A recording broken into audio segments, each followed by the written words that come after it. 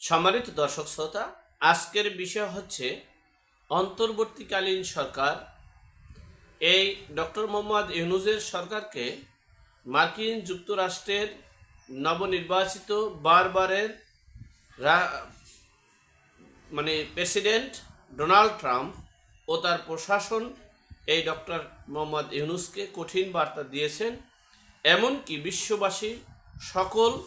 বিশ্বের সকল রাষ্ট্রকে যে বার্তা দিয়েছেন, এই অন্তর্বর্তীকালীন সরকার যে সন্ত্রাসী রাজত্ব কায়েম করছে সে বিষয়ে সংক্ষেপে আপনাদের সাথে শেয়ার করছি।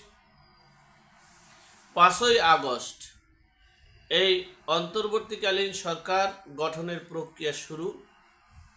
8ই আগস্ট ডক্টর মোহাম্মদ ইউনূসের অন্তর্বর্তীকালীন সরকারের শপথ গ্রহণ ছিল। এরপরেই আমরা এই অন্তর্বর্তীকালীন সরকারের মাধ্যমেই দেশ পরিচালিত হচ্ছে, আর সেখানে সার্বিক সহযোগিতা করছে সেনাবাহিনী সহ সকল বাহিনীরা। তখন এই ডক্টর মোহাম্মদ ইউনূস নানান তর্ক বিতর্কের মধ্য দিয়ে তিনি বলেছেন ইনক্লুসিভ একটা নির্বাচন হবে, যে নির্বাচন বিশ্বের সকল রাষ্ট্র এটা মনে রাখবে, বুঝবে যে বাংলাদেশে একটা স্বচ্ছ, অবাধ এবং সর্বদলের অংশগ্রহণের মাধ্যমে একটা নির্বাচন হবে। সেই বার্তাই মূলত দেশি বিদেশি আন্তর্জাতিক মিডিয়ায় ডক্টর মোহাম্মদ ইউনূস বলেছেন।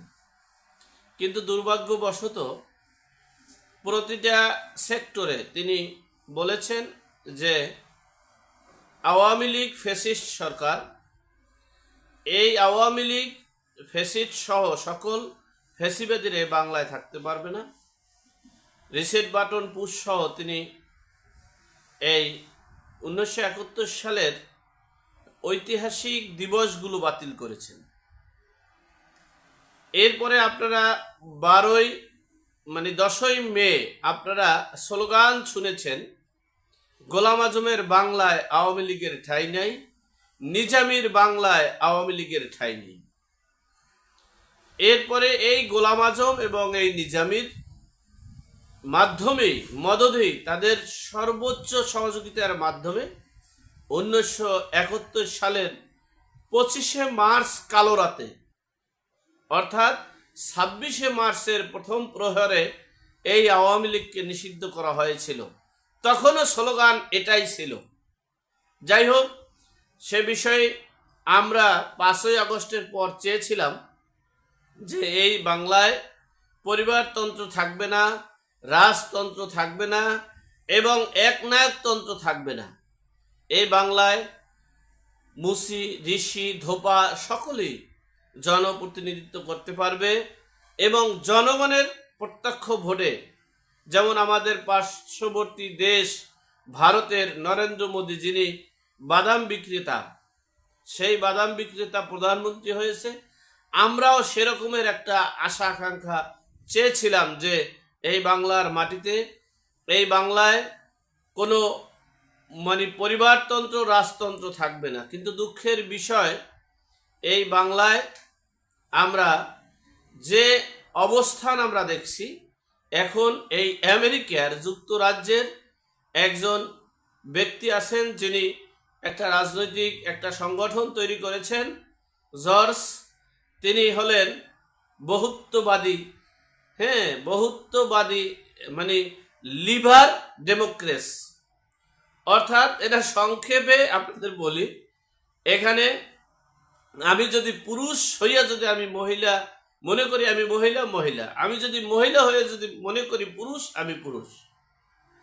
আমি যদি মনে করি যে আমি মাওলানা, আমি যেটা মনে করব সেটাই রাষ্ট্র স্বীকৃতি দিতে বাধ্য। এটাই হচ্ছে লিবার ডেমোক্রেট। যাই হোক, সেই বাস্তবায়ন শুরু হতে যাচ্ছে। অর্থাৎ সমকামী, লিঙ্গ পরিবর্তন, অনেক কিছু। যাই হোক, সে মূল বিষয়টা আসি যে এই মার্কিন যুক্তরাষ্ট্রে গতকালকে নিয়মিত প্রেস ব্রিফিংয়ের সময় সাংবাদিক দস্তগীর জাহাঙ্গীর তিনি প্রশ্ন করেছিল যে বাংলাদেশে যে বাংলাদেশে এর অন্তর্বর্তীকালীন সরকার বলেছিল একটা ইনক্লুসিভ নির্বাচন করবে, সকল রাজনৈতিক দলের অংশগ্রহণের মাধ্যমে এরপরে এই নির্বাচনটা উপহার দিবেন। কিন্তু সেখানে আওয়ামী লীগের সকল কার্যক্রম সহ সকল কার্যক্রম নিষিদ্ধ করেছেন, এমনকি নির্বাচন কমিশন এই আওয়ামী লীগের নিবন্ধন স্থগিত করেছেন। তাহলে এই আওয়ামী লীগ সহ বাংলাদেশের 28টি রাজনৈতিক দল যদি নির্বাচনে অংশগ্রহণ না করে, তাহলে এটা ইনক্লুসিভ নির্বাচন হবে কিভাবে? সেই প্রশ্নের জবাবে মার্কিন যুক্তরাষ্ট্রের প্রশাসনের প্রধান দায়িত্ব নির্বাহী কর্মকর্তা প্রিন্সিপাল এই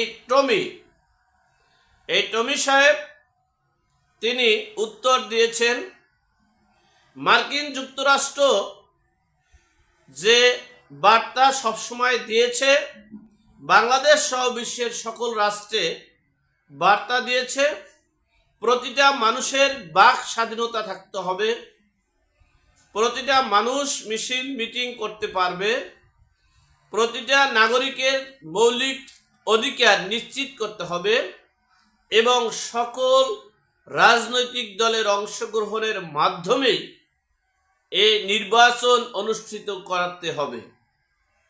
সেখানে আওয়ামী লীগকে নিষিদ্ধ করার মানে হচ্ছে যে আমরা ইতিপূর্বে যে বিষয়গুলো উদ্বিগ্ন হয়েছিলাম, তুলসী গ্যাবার্ড এবং আমার প্রশাসনিক প্লাস আমি সকলেই আমরা যে বাংলাদেশ একটা গোষ্ঠী একটা শ্রেণী সন্ত্রাসবাদী কায়েম করার জন্য দেশে একটা বিশৃঙ্খলার সৃষ্টি হয়েছে, আর সেই বিশৃঙ্খলাটা সব সময় প্রতিনিয়তই এটা বাস্তবে প্রমাণিত হচ্ছে। আওয়ামী লীগের নিবন্ধন, আওয়ামী লীগের নির্বাচনে অংশগ্রহণ ছাড়া কোনো নির্বাচন গ্রহণযোগ্যতা আন্তর্জাতিক বিশ্বে পাবে না। ইতিমধ্যে আপনারা ভারতেও সেই উদ্বিগ্ন জানিয়েছেন, সেই উৎকণ্ঠ তাদের প্রতিবাদ তারা করেছেন, মার্কিন যুক্তরাষ্ট্রও করেছেন, প্লাস মার্কিন যুক্তরাষ্ট্র একটা বার্তা দিয়েছেন বিশ্ববাসীর কাছে যে বাংলাদেশ একটা সন্ত্রাসী গোষ্ঠী, বাংলাদেশ একটা উগ্রবাদিত্ব গোষ্ঠীরা এই বাংলাদেশের সব কিছু জিম্মি করে ফেলেছে। বিদায়ী বাংলাদেশের প্রতিটা নাগরিক নিরাপত্তাহীনতায় ভুগছে, নির্বিচারে হত্যা, নির্বিচারে গুম, নির্বিচারে লুটপাট, নির্বিচারে নৈরাজ্য, নির্বিচারে চাঁদাবাজি, নির্বিচারে এই দেশে একটা অরাজকতা বিশৃঙ্খলার সৃষ্টি করেছে। যেখানে জেড আই খান পান্নাও বলেছেন যে যত আইন থাকুক না কেন, যত বিধান থাকুক না কেন, তারা আসামিকে জামিন দিবে না, তারা আসামিকে মানে বেল দিবে না, তারা আসামিকে যাবজ্জীবন কারাদণ্ড দিবে। আপনার যতই আইন থাকুক না কেন, যতই সত্যতা থাকুক না কেন, সেটা মানে সেদিকে তাদের কোনো কর্ণপাত থাকিবে না। যাই হোক, সর্বোপরি কথা হচ্ছে মার্কিন যুক্তরাষ্ট্র বহির্বিশ্বের সকল রাষ্ট্রকে যে বার্তা দিয়েছেন, অর্থাৎ অন্তর্বর্তীকালীন সরকার, বাংলাদেশের অন্তর্বর্তীকালীন সরকার তারা খেলাফতি রাষ্ট্র কায়েম করতে চাচ্ছে। কোনো রাজনৈতিক দলের মানে নির্বাচনের বিষয়টা একবারই ভিন্ন বিষয়। তারা চাচ্ছে খেলাফতি রাষ্ট্র কায়েম করে আমৃত ক্ষমতায় থাকতে, আর সেই দেশের একটা জঙ্গি গোষ্ঠী, উগ্রবাদিত্ব গোষ্ঠীরা দেশটাকে জিম্মি করে ফেলেছে। মূলত এই বার্তাগুলোই বিশ্ববাসী সকলের কাছে পৌঁছে দিয়েছে ডোনাল্ড ট্রাম্পের প্রশাসন। আর আমরা বলছি, এই ডক্টর মোহাম্মদ ইউনূসকে বলছি, আপনি একটা যোগ্য ব্যক্তি, আপনি এই বিশৃঙ্খলা না করে, দেশের প্রতিহিংসা পরায়ণ, দেশে আর একটা যুদ্ধ না বাজিয়ে, দেশটাকে ধ্বংস না করে একটা ইনক্লুসিভ নির্বাচন, অর্থাৎ পিছনে যাহা কিছু করেছেন সেটাকে ভুল শুদ্ধ উতরিয়ে সকলের অংশগ্রহণের মাধ্যমে একটা অবাধ সুষ্ঠু গ্রহণযোগ্য নির্বাচনের পরিবেশ করুন। সেটা সময় হোক, অসুবিধা নেই, সময় আরো বের হোক। কারণ হলো সময় যত বের হবে তত প্রত্যক্ষ অপরাধী তাদের বিচারের আওতায় এনে বিচার করে তারা যেন দেশের জনগণের সাথে প্রতারণা করতে না পারে সে ব্যবস্থা করবেন। এটা আমি সবসময় বলে আসছি। আল্লাহ আমাদের সকলের বিপদ আপদ বালা মুসিবত থেকে হেফাজত করুক। আল্লাহ আমাদের সকলকে সঠিক জ্ঞান দান করার তৌফিক দান করুক। আমিন।